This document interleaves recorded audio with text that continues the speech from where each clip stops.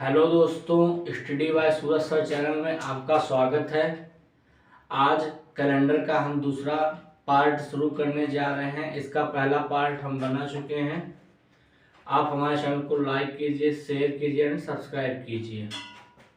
तो कल हम लोगों ने सीखा था कॉन्सेप्ट 1 कि कोई भी वर्ड्स अगर जो लीप वर्ड्स है, अगर जो हमको पता करना है तो कैसे पता किया जाएगा। इसे हम 4 या 400 से भाग देते हैं। ठीक, अगर जो सेंचुरी वर्ष है मतलब शताब्दी वर्ष है तो उसे हम 400 से भाग देते हैं, और वैसा कोई वर्ष है सेंचुरी वर्ष नहीं है तो उसे हम 4 से भाग देते हैं। तो कल ये हम लोगों ने पहला कॉन्सेप्ट सीखा था, और आज हम सीखते हैं कॉन्सेप्ट 2।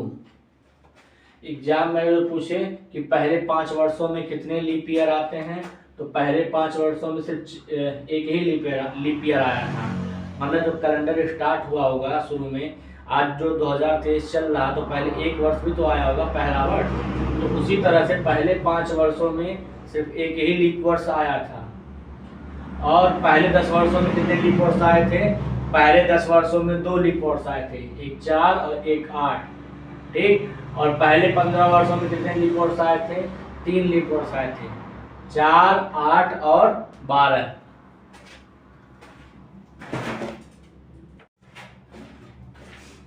अब हम तीसरा कॉन्सेप्ट सीखने के लिए 2 क्वेश्चन लेते हैं। 2003 से लेकर 2013 तक कितने लीप वर्ष? तो 2003 से लेकर 2013 तक लीप वर्ष निकालते हैं। पहला तो क्या होगा? 2004 होगा, फिर 2008 होगा, फिर 2012 होगा। ठीक है, कितने लीप वर्ष आए? 3 लीप वर्ष आए।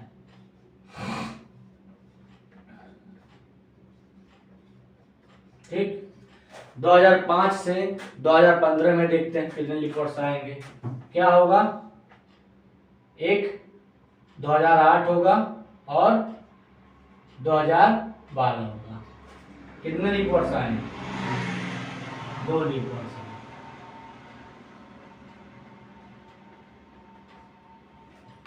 इस प्रकार हम कॉन्सेप्ट नंबर 3 सीखने जा रहे हैं। कॉन्सेप्ट नंबर 3 क्या है?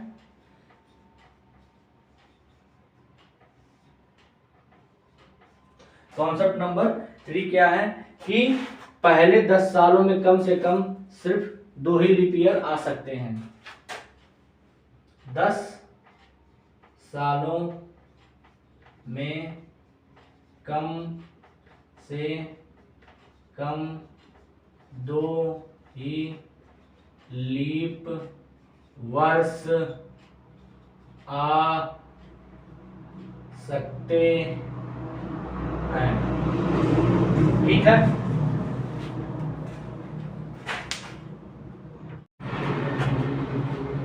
अब हम लोग देखने जा रहे हैं कि पहली शताब्दी में कुल कितने लीप वर्ष होते हैं। तो मतलब पहली शताब्दी मतलब प्रथम 100 सालों में कुल कितने लीप वर्ष आए थे?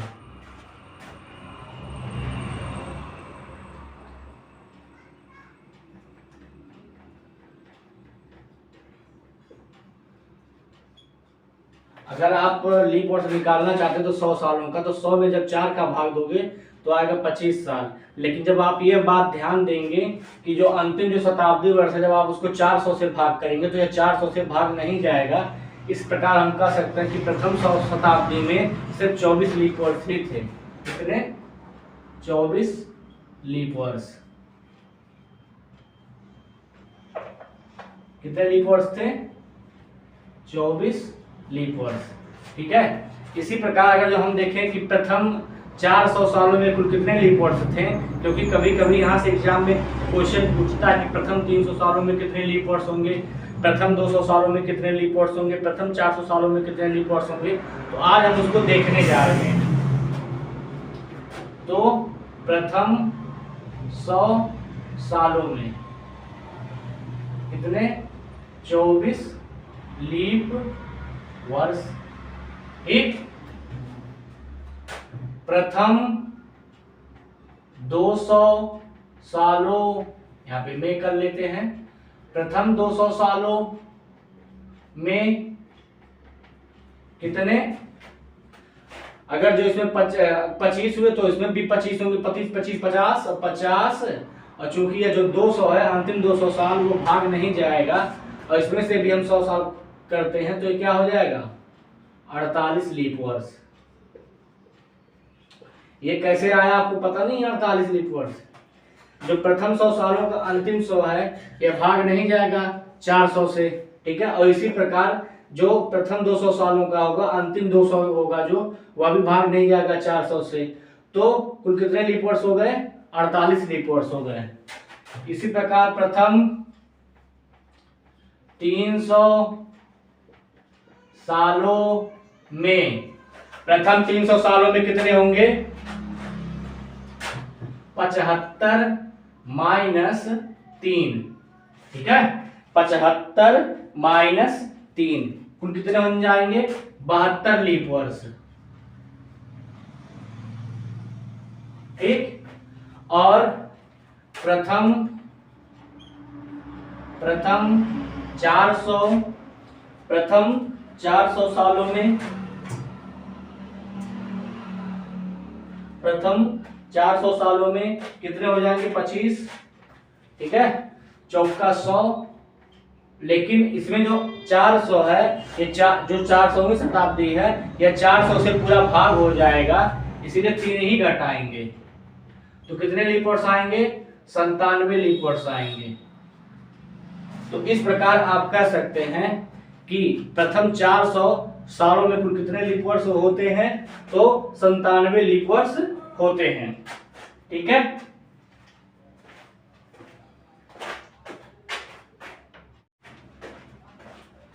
अब हम लोग देखने जा रहे हैं कि विषम दिन क्या होते हैं। विषम दिन अर्थात ऑड डेज। अभी ऑड डेज क्या होते हैं, जैसे मैं आपसे पूछूं कि बताओ 15 दिन में कुल कितने ऑड डेज होंगे, तो 15 दिन में किससे भाग देंगे हम 7 से, ठीक है। 7 से भाग दो, 7 दूनी 14, 1 बचा तो 1 क्या होंगे। अगर कोई पूछे तुमसे कि 15 दिन में कुल कितने विषम दिन होंगे तो 15 दिन में कुल 1 विषम दिन होगा। अब 7 से ही क्यों भाग किया गया कुछ लोग पूछोगे, तो क्योंकि एक हफ्ते में 7 दिन होते हैं, ठीक है। इसीलिए जब भी भाग दिया जाता है तो 7 से भाग दिया जाता है। तुम कह सकते हो विषम दिन निकालने के लिए किससे भाग देना पड़ता है 7 से भाग देना पड़ता है। अगर जो मैं तुमसे पूछूं 36 में कुल कितने विषम दिन होंगे, 36 दिनों में कुल कितने विषम दिन होंगे, तो किसका भाग दोगे 7 का, 7 बचे 35 1 दिन। पूछूं तुमसे 48 दिनों में कुल कितने विषम दिन होंगे, किसका भाग दोगे 7 का, 7 6 42, कितना बचा 6, कितना विषम दिन होगा 6 विषम दिन होगा, ठीक है। यह आपके छोटे छोटे कॉन्सेप्ट हैं, जब आप आगे चलेंगे तो इसी से सारा सवाल बनेगा आपको और आप एग्जाम में इसको सॉल्व करते जाएंगे, ठीक है। तो आप विषम दिन समझ गए। 7 के शेषफल को हम क्या कहते हैं विषम दिन कहते हैं। ये कितना विषम दिन कितना आ सकता है 0 से लेकर 6 तक आ सकता है, जाहिर सी बात है भाई, ठीक है। और इन्हीं को हम विषम दिन कहते हैं। क्योंकि 7 का ही क्यों बना, क्योंकि ये हफ्ते हफ्ते क्या होते हैं रिपीट होते रहते हैं। अब हम लोग लेते हैं, मान लेते हैं, इसको लिख लीजिएगा। सोमवार को हम 1 मानते हैं, इंग्लिश में मंडे बोलते हैं। मंगलवार ट्यूसडे इसको 2 मान लेते हैं। बुधवार को वेडनेसडे बोलते हैं, इसको 3 मान लेते हैं। थर्सडे को गुरुवार, इसको 4 मान लेते हैं। फ्राइडे शुक्रवार, इसको 5 मान लेते हैं। सैटरडे शनिवार, इसको 6 मान लेते हैं। संडे रविवार, इसको 0 मान लेते हैं, ठीक है। मतलब अगर जो विषम दिन 4 आया तो 4 का मतलब थर्सडे गुरुवार, इस तरह से दिन देखा जाएगा। 2 आया, 2 मतलब मंगलवार, ठीक है। अब हम लोग सवालों पर चलते हैं।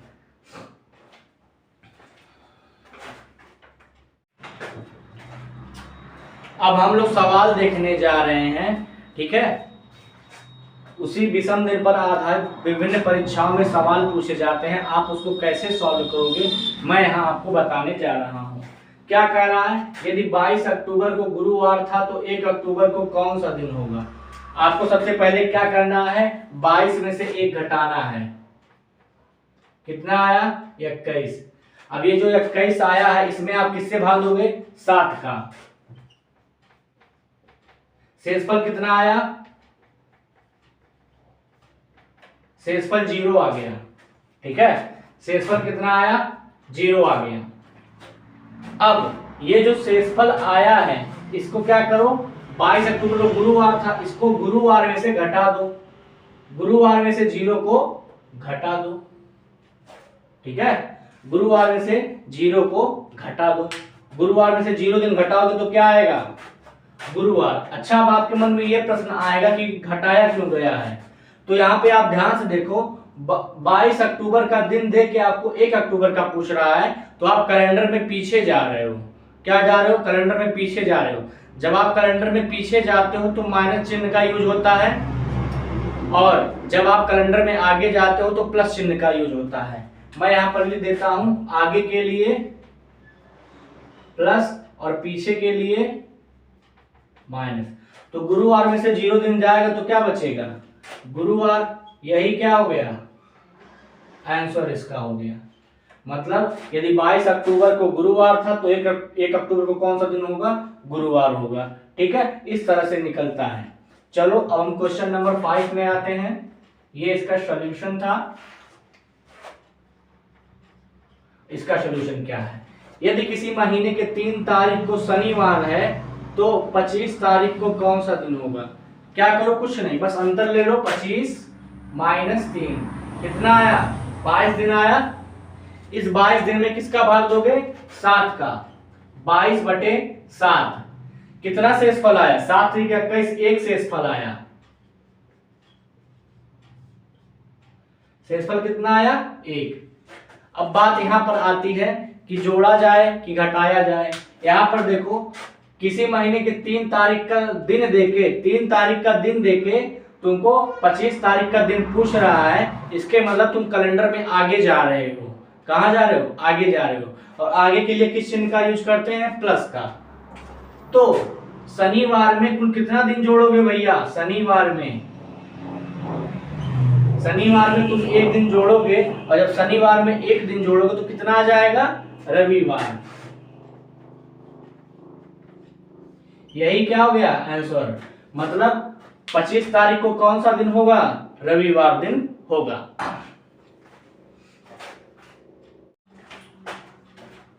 चलो क्वेश्चन नंबर 6 हम लोग देखते हैं। क्या कह रहा है? यदि 29 फरवरी को शुक्रवार था तो 6 तारीख को कौन सा दिन होगा? अंतर ले लो। 29 माइनस 6 कितना आया? 23। 23 में किसका भाग दोगे? 7 का। शेषफल क्या आया? शेषफल आया 7 3 21 और 2। शेषफल कितना आया? 2 आया। अच्छा, क्या करोगे? शुक्रवार में से क्या करोगे? जोड़ोगे या घटाओगे? ध्यान से देखो, 29 फरवरी का दिन दे के शुक्रवार और 6 तारीख का दिन पूछ रहा है, मतलब कैलेंडर में पीछे जा रहा है। जब कैलेंडर में पीछे जाएगा तो माइनस करोगे, शुक्रवार में से 2 घटाओगे। अच्छा, शुक्रवार के लिए तुम क्या माने थे? मैंने जब दिन लिखवाया था तो शुक्रवार 5 को इंडिकेट कर रहा था, फ्राइडे, और 5 में से जब तुम 2 घटाओगे तो 3 आएगा। 3 किसको बताता है? 3 बुधवार को बताता है। बुधवार क्या हो गया? इसका उत्तर हो गया। बुधवार क्या हो गया? उत्तर हो गया। ठीक है,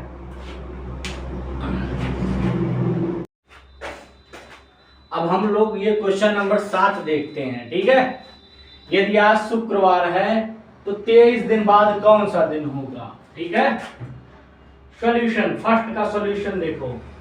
सॉल्यूशन फर्स्ट, 23 दिन बाद पूछा है, किसका भाग दोगे? 7 का। 7 3 21 बाद पूछा है, बाद, तो +2। कैलेंडर में आगे जा रहा है तो कितना रिमाइंडर आया? +2। शुक्रवार में कितना जोड़ दोगे? +2। कितना आ गया?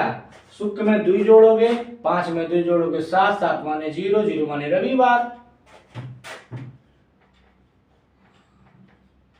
ठीक है, सेकंड का आंसर देखो। 36 दिन बाद क्या होगा, 36 में 7 का भाग दो, 7 बचे 35, कितना रिमाइंडर आया, एक रिमाइंडर आया, बाद क्या रहा है तो +1 रिमाइंडर आया, +1।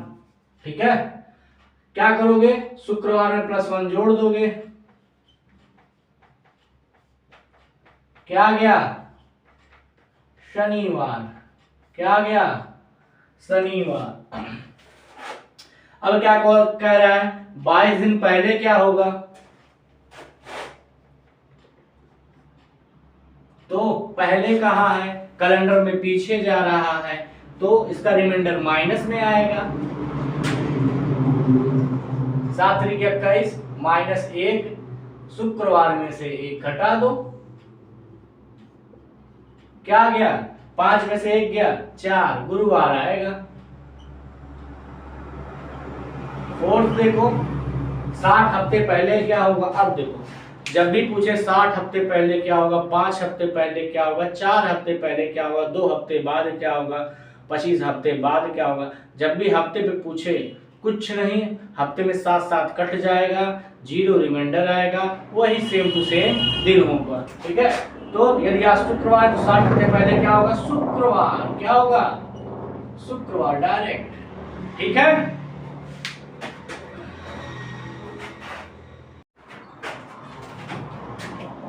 अब मैं आपसे पूछने जा रहा हूं कि जरा ये बताइए कि इतने दिनों में कुल कितने ऑड डेज होते हैं, कितने विषम दिन होते हैं, या कितने अतिरिक्त दिन होते हैं। ठीक है, जैसे 10 दिनों में कुल कितने ऑड डेज होंगे, 10 में 7 का भाग दो, 7 × 1 = 7, कितना रिमाइंडर बचा, कितना शेष पर बचा, 3, तो 10 दिनों में कितने ऑड डेज होंगे, 3। 15 दिनों में कितने ऑड डेज होंगे, 7 दूनी 14, 14 रिमाइंडर 1। 28 दिनों में कितने ऑड डेज होंगे, 7 × 4 = 28, 0। 29 दिनों में 7 × 4 = 28, 1। 30 दिनों में 7 × 4 = 28, 2। 31 दिनों में 7 × 4 = 28, 3। 365 दिनों में 7 बचे 35, 1 7 दूनी 14, 1। मतलब एक साधारण वर्ष में कुल कितने एक साधारण वर्ष में कुल कितने विषम दिन होते हैं, 1। 366 में 7 बचे 35, 1 7 दूनी 14, 2। मतलब एक लीप वर्ष में कुल कितने विषम दिन होते हैं, 2। 50 हफ्ते में भैया देखो, 50 हफ्ते में 0, मैंने बताया था हफ्ते जहां भी आएगा तो कितने हो जाएंगे, 0। क्यों, जैसे यहाँ पर देखो 50 दिन निकालना है, 7/7 कट गया, वही आ गया। ठीक है, तो 0 विषम दिन आया, में भी कितना आ जाएंगे, 0 विषम दिन। तो आज के लिए बस इतना ही। ठीक है, बाकी इसके बाद हम नेक्स्ट टाइप डिस्कस करेंगे कल। आप हमारे चैनल को लाइक कीजिए, सब्सक्राइब कीजिए और बेल आइकन को भी प्रेस कीजिए, जिससे अगर जो भी मैं वीडियो डालूंगा वह आप तक पहुंच जाएगा, मैसेज के रूप में आ जाएगा। ठीक है, आज के लिए इतना ही। जय हिंद, जय भारत।